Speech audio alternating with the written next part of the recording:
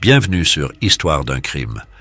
Mais avant de commencer, si vous êtes nouveau ici, sachez que je partage des histoires de crimes, résolus ou non, 2 fois par semaine sur cette chaîne.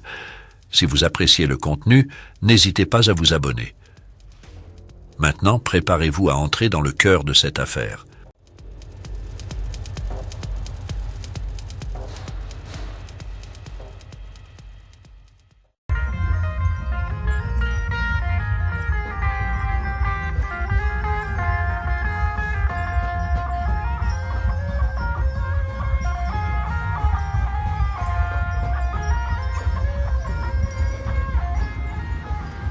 Laissez-moi vous emmener dans un voyage à travers le temps et l'espace, jusqu'au cœur de la Thaïlande. Notre histoire commence ici, une histoire qui a été révélée par des caméras de surveillance, des journalistes curieux et des enquêteurs minutieux. Au début, cela ressemblait à l'histoire d'un mari infidèle, mais ce qu'ils ont découvert a dépassé toutes les attentes.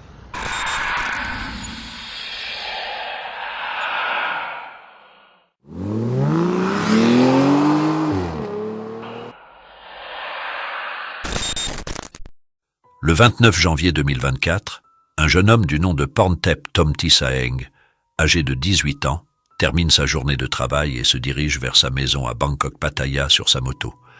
Un trajet habituel, du moins c'est ce qu'il pensait. Alors que Porntep file sur l'autoroute, une silhouette se dessine sur le bord de la route, un homme qui le fixe intensément, qui lui fait un signe de la main. Un sentiment d'inquiétude s'empare de lui, mais il ne s'arrête pas et continue son chemin à toute vitesse.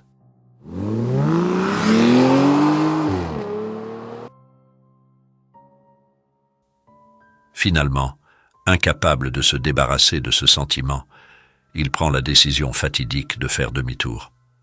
Cependant, lorsqu'il revient sur les lieux, ce qu'il découvre lui glace le sang. Un corps sans vie caché au milieu de l'herbe. L'odeur indéniable de la mort flotte lourdement dans l'air, révélant la sombre réalité que cet individu repose là depuis un certain temps. Profondément secoué et aux prises avec l'idée surréaliste qu'il a peut-être rencontré quelque chose d'un autre monde, Porntep n'hésite pas à alerter les autorités de sa sombre découverte. Sa découverte a déclenché une enquête qui va connaître de nombreux rebondissements.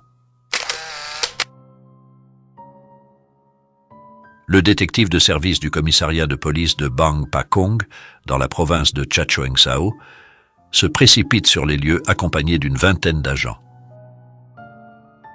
Ils bouclent rapidement la zone et commencent à recueillir des preuves. Leurs observations révèlent un spectacle inquiétant.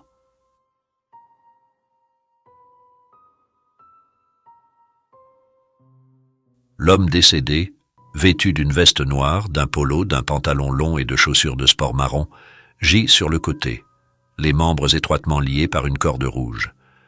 Un seul coup de feu dans la tempe droite, probablement tiré à bout portant. Malgré une fouille minutieuse, aucun effet personnel ni téléphone portable n'ont été retrouvés sur la victime, à l'exception d'un trousseau de clés. D'après le niveau de décomposition, il a été estimé que l'homme était décédé au moins 2 jours auparavant.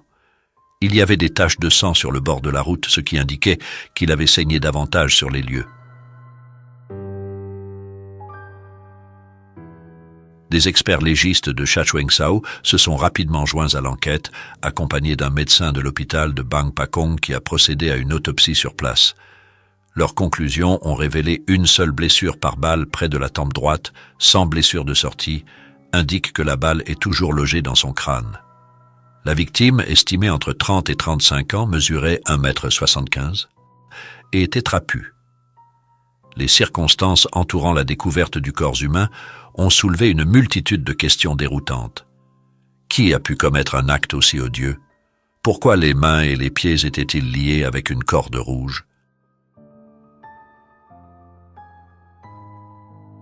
Dans leur quête pour résoudre le mystère entourant l'identité de la victime, les forces de l'ordre ont fait appel à la puissance des réseaux sociaux, diffusant des images des vêtements de la victime et du trousseau de clés trouvé sur les lieux. Leur stratégie a porté ses fruits lorsque Bang Pakong News a partagé l'information sur Facebook, suscitant une réponse rapide de la communauté.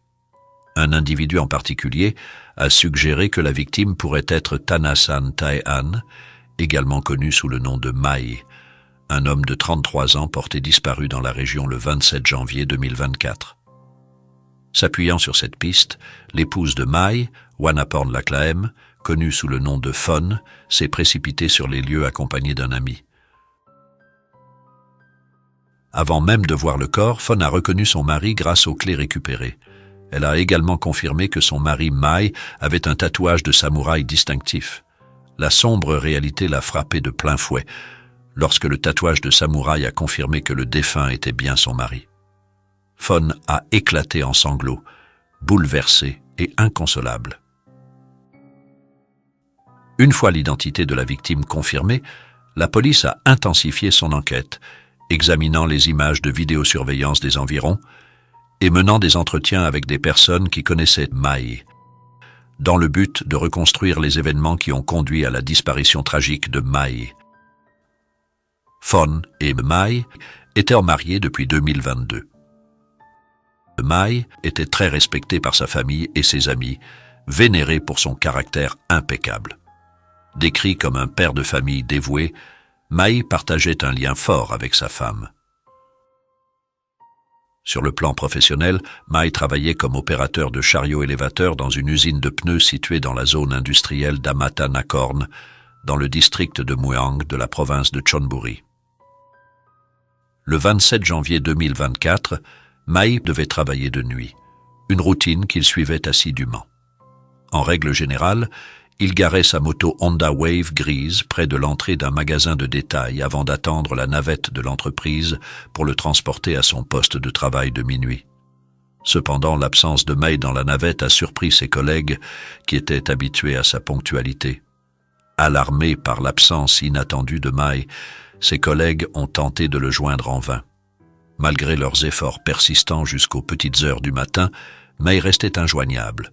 Notamment, l'un des collègues de Mai, du nom de Nick, a pris l'initiative de contacter Fon, l'épouse de Mai, pour lui faire part de ses inquiétudes et demander des informations sur l'endroit où se trouvait Mai. La police a alors porté son attention sur Fon, cherchant à comprendre les événements qui ont conduit à la disparition de son mari. Selon Fon, ni elle ni Mai n'avaient d'ennemis connus. Elle a souligné l'absence du portefeuille, du téléphone portable et de la moto de Mai, suggérant la possibilité d'un vol qui a mal tourné. Fon se souvient que Mai a quitté leur résidence à 22h06, le 27 janvier, avec l'intention de se rendre au travail comme d'habitude. Fon a raconté s'être couché après avoir dit au revoir à son mari, pour ensuite être réveillée vers 2h40 du matin par un sentiment de malaise. Et inquiète, elle a tenté de joindre Mai par SMS mais s'est heurtée au silence. Un appel téléphonique ultérieur s'est terminé brusquement, ajoutant à son anxiété croissante, surtout après avoir appris de Nick que Mai ne s'était pas présenté au travail. De plus en plus alarmé par le comportement inhabituel de Mai, Fon a envoyé un autre message vers 3h du matin, voulant savoir où il se trouvait. Le message disait « Nick m'a dit que tu avais raté la navette. Où es-tu? Pourquoi tu ne réponds pas à ton téléphone? Que se passe-t-il » À ce message, Mai aurait répondu « Ne pleure pas, nous devons nous séparer. J'ai mis une autre femme enceinte, ne sois pas contrarié. » Fon a supplié Mai de rentrer chez lui et de discuter de la situation. « Parlons d'abord, s'il te plaît, réponds au téléphone. » À 5h38, le 28 janvier, Mai lui a envoyé un dernier message. « Arrête de demander où je suis. Arrête de me chercher. J'ai déménagé dans une autre province. Laisse-moi partir. Je veux fonder une famille ici. Merci pour tout et pour notre temps ensemble. » C'était la dernière communication que Fon a reçue de Mai. Ajoutant au mystère, la photo de profil Facebook de Mai a été changée en noir avec un message indiquant « Inactivé ».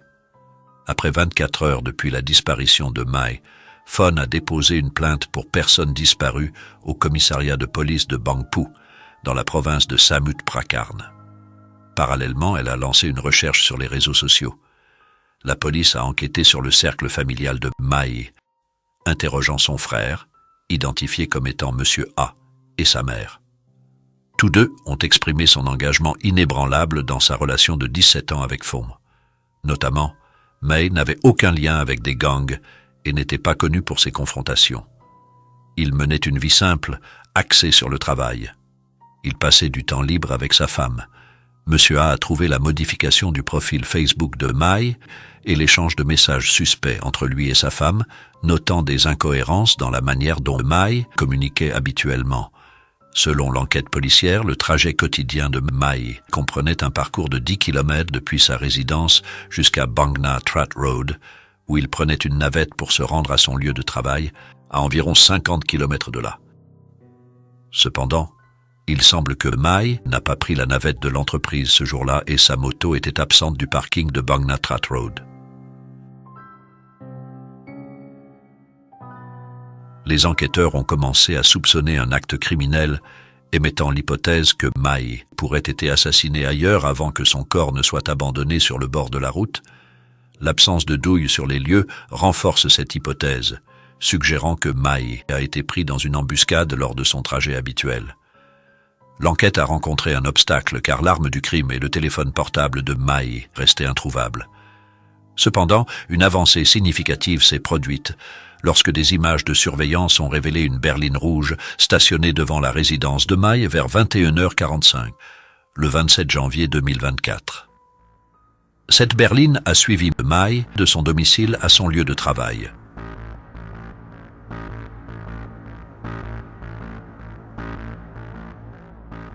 Suivant l'itinéraire de Mai, les images ont montré la berline rouge s'arrêtant brusquement vers 22h13, alors que des individus saisissaient de force Mai de sa moto.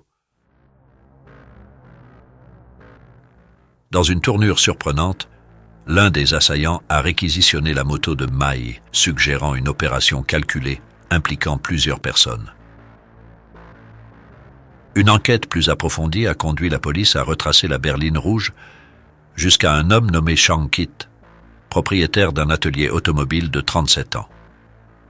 De manière alarmante, Chang Kit n'était autre que l'individu qui avait accompagné Fun pour identifier le corps de Mai le 29 janvier 2024.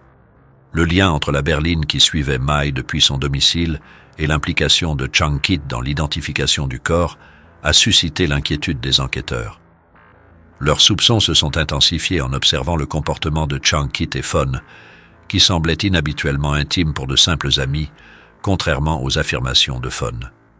Un aperçu de l'activité de Chang Kit sur les réseaux sociaux a fourni une preuve accablante d'une relation amoureuse entre les deux, jetant le doute sur leur version des événements car ils avaient menti en disant qu'ils n'étaient que des amis.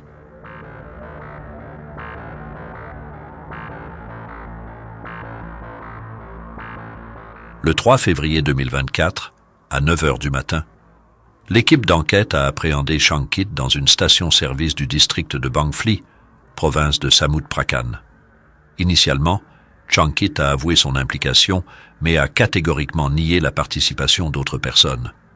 Chang Kit a avoué à la police sa relation amoureuse avec Fun au cours des 3 derniers mois, ignorant son état civil jusqu'à récemment. Poussé par la jalousie après avoir appris la révélation de la grossesse de Fun, il a admis avoir commis le crime. Cependant, il est apparu plus tard que Fun avait trompé Chang Kit au sujet de sa grossesse. L'analyse médico-légale des cordes rouges, utilisée pour lier Mai, a révélé l'ADN de 3 autres individus, impliquant leur complicité dans le meurtre de Mai. Grâce à ces preuves accablantes, ainsi qu'aux images de vidéosurveillance, Chang Kit a finalement avoué avoir orchestré l'enlèvement de Mai avec l'aide de 4 autres personnes. Il a admis avoir tiré sur Mai alors qu'il était seul dans la voiture avant de se débarrasser de son corps sur l'autoroute. Les images de surveillance ont confirmé que Chang Kit et un de son complice, Oat, avaient traqué Mai à 3 reprises avant l'enlèvement et le meurtre.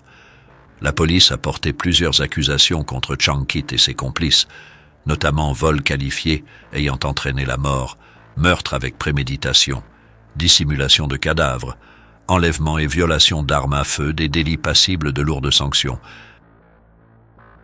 L'affaire a été portée devant le tribunal provincial de Chachoengsao où Chang Kit attend son procès en détention. Les 4 autres suspects, identifiés par interrogatoire, étaient Watt, 23 ans, Taeb, 28 ans, Khan, 23 ans, et New, 22 ans. Ils ont également été poursuivis pour leur rôle dans ce crime odieux. Sans entrer dans les détails, la plupart de ces suspects étaient soit des membres de la famille, soit des employés de son atelier automobile.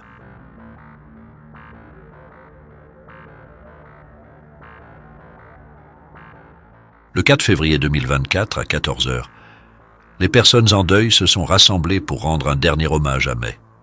Parmi eux, Fawn, accompagnée de parents, d'amis et de connaissances, pleurait ouvertement, accablée par la culpabilité et le chagrin. Elle a juré de rester célibataire, reconnaissant sa tromperie et pleurant profondément la perte de son mari. Dans un moment solennel, Fawn a présenté ses excuses à la famille de May, reconnaissant sa liaison extra-conjugale. Malgré cela, elle a nié avec véhémence toute implication ou connaissance préalable du meurtre de son mari. Les enquêteurs et le public restent sceptiques quant aux affirmations de Fawn, en particulier à la lumière du fait que Chang-Kit était en possession de la carte d'accès à la résidence de May et Fawn. Fawn affirme avoir perdu sa carte d'accès, soupçonnant Chang-Kit de vol, une affirmation corroborée plus tard par Chang-Kit lui-même lors de l'interrogatoire de la police.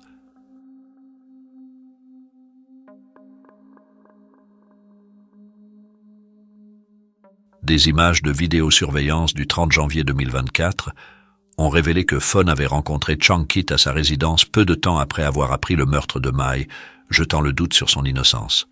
De plus, la mère de May a révélé à la police que Fawn avait manifesté son intérêt pour l'assurance vie de May peu de temps après son décès. La tromperie de Fawn sur sa grossesse avec Chang-Kit soulève d'autres questions sur ses motivations et son implication dans le meurtre prémédité de May. Sa certitude quant à l'heure de départ de May la nuit de sa mort, associée aux informations faisant état de son infidélité avant l'incident, dresse un tableau troublant de son personnage. Même si la personnalité publique de Fawn l'a peut-être décrite comme une épouse fidèle, de nouvelles révélations suggèrent qu'elle était plus que promiscuité, jonglant avec plusieurs hommes, le tout pendant que son mari était au travail. La nuit du meurtre de May, Fawn a d'abord affirmé qu'elle dormait. Cependant, les images de vidéosurveillance ont directement contredit son récit, révélant son rendez-vous avec un autre homme au même moment. Étonnamment, Fawn était engagée dans non pas une, mais 2 relations extra-conjugales. Outre Chang-Kit, elle était impliquée avec un 3e homme qui a choisi de garder l'anonymat. Cet individu anonyme a révélé une relation de 4 mois avec Fawn, initiée dans une entreprise de logistique. La double infidélité de Fawn éveille des soupçons quant à ses actions et ses motivations la nuit du meurtre de May. Malgré une enquête approfondie, la police n'a pas réussi à découvrir des preuves concluantes impliquant directement Fawn dans le meurtre de May. Cependant, il est indéniable que les actions trompeuses de Fawn ont indirectement contribué à la fin tragique de May, laissant des questions persistantes sur son rôle et ses motivations sous-jacentes.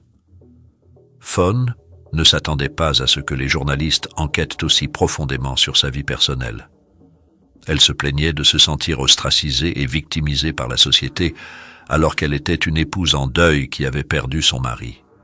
Elle a dit qu'elle regrettait d'avoir trompé son mari, mais qu'elle n'avait jamais pensé ni eu l'intention que ses affaires lui fassent du mal. Cependant, pourquoi a-t-elle autant menti aux enquêteurs sur ce qu'elle a fait la nuit où May a disparu, sur sa relation avec le meurtrier, sur ses aventures, sur presque tout? Dans son histoire initiale, c'était incroyablement préjudiciable à sa crédibilité lorsqu'il y avait mensonge après mensonge. La famille de May a également déclaré qu'elle se sentait gênée par cette intrusion dans sa vie personnelle, d'autant plus que certaines des questions soulevées n'avaient selon elle aucun rapport avec l'affaire. Ils veulent juste que le meurtre de leur fils soit résolu et que tous les auteurs soient traduits en justice. Au départ, cela ressemblait à un mari infidèle qui voulait quitter sa femme et fonder une nouvelle famille, mais la vérité a prouvé le contraire. L'héritage de May est celui d'un mari dévoué, symbole des millions d'hommes honnêtes et travailleurs qui subviennent consciencieusement aux besoins de leur famille sans se plaindre. Dans cette histoire, ce qui est véritablement fascinant, c'est le témoignage de Porntep Tomtisang. Au commencement, il a cru apercevoir May lui faire signe de la main, l'invitant à s'arrêter. Cependant, lorsqu'il a fait demi-tour, il a découvert une réalité bien plus sombre. L'homme était en fait mort depuis au moins 2 jours. C'est comme si May, transcendant les frontières de la vie et de la mort, était revenu pour demander que son meurtrier soit attrapé. comme s'il cherchait à résoudre son propre meurtre depuis l'au-delà, faisant de cette histoire non seulement un récit de crime, mais aussi un conte paranormal captivant.